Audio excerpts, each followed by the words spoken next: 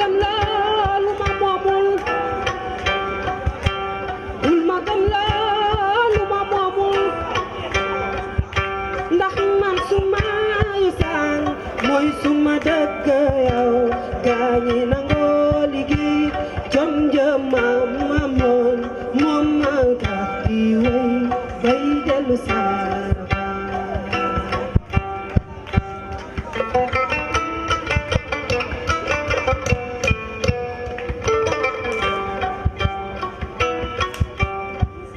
Cheikh Anta nous dit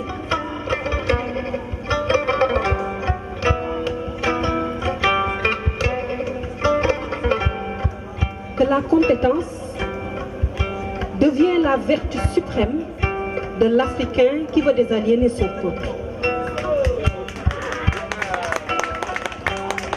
Il dit, voilà la nouvelle avant-garde africaine. Pour tous ceux des enfants de l'Afrique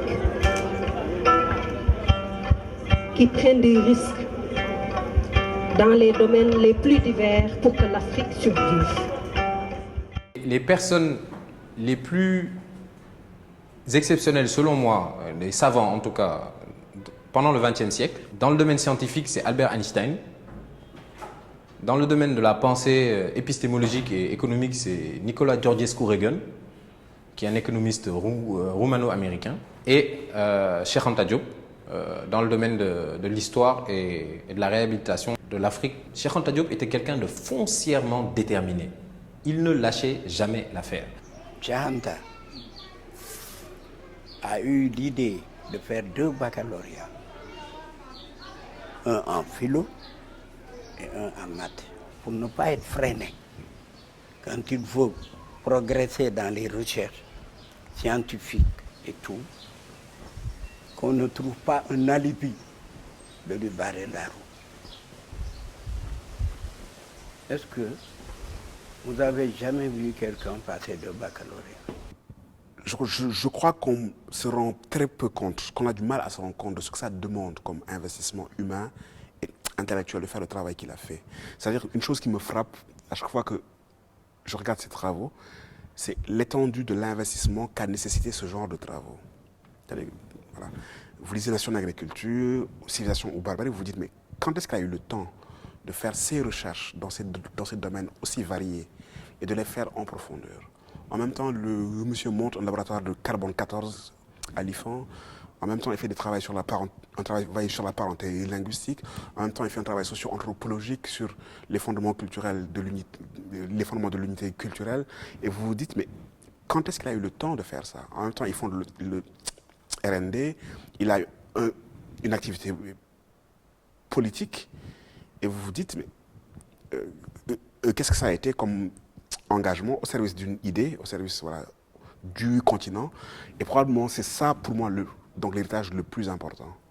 Il se méfiait des étiquettes autocollantes idéologiques ou politiciennes. Et la loi des 3 courants que Senghor a utilisée pour essayer de nous priver de notre statut de parti légal était une incitation à refuser l'étiquetage politicien. Nul n'a le droit de nous imposer une étiquette politique ou idéologique. C'est ce que Cheikh Anta Diop nous a légué à travers le Rassemblement national démocratique. Voyez-vous un parti qui existe depuis 40 ans en 2016, mais qui axe l'essentiel de ses actions dans la formation de ses militants, dans la conscientisation de ses militants. C'est un parti où on t'apprend une conduite qui, en plus de ton éducation de base, fait finalement que tu deviens un citoyen utile pour la vie et la survie de sa communauté. Chez nous, le leitmotiv voudrait que ce qui importe le plus, ce soit notre salut collectif. Et c'est tout l'essence de notre engagement politique que nous a légué le professeur Cheikh Anta Diop. Le plus important que Cheikh Anta ait à transmettre, c'est sa démarche intellectuelle, c'est son rapport au savoir. Il a entrepris, tout seul, de faire une réinvestigation, une relecture, et de repenser les choses, et de repartir, et d'opérer ce que j'appelle un travail de recommencement.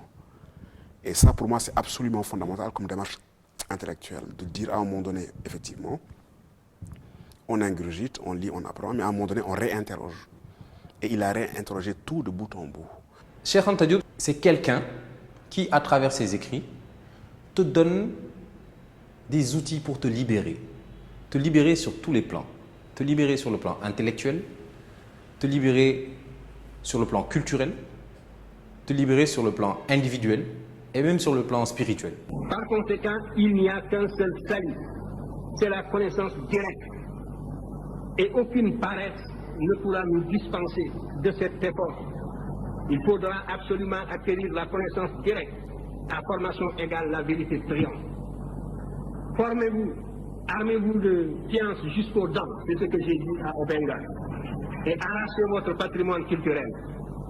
Alors, traînez-moi dans la boue si, quand vous arriverez à cette connaissance directe, vous découvrez que mes arguments sont inconsistants.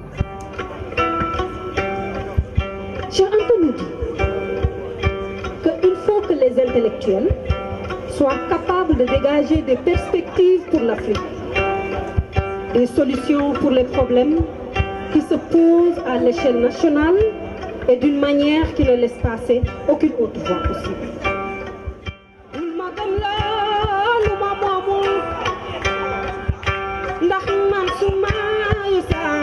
Moy suma dëkk yow gaañi nangu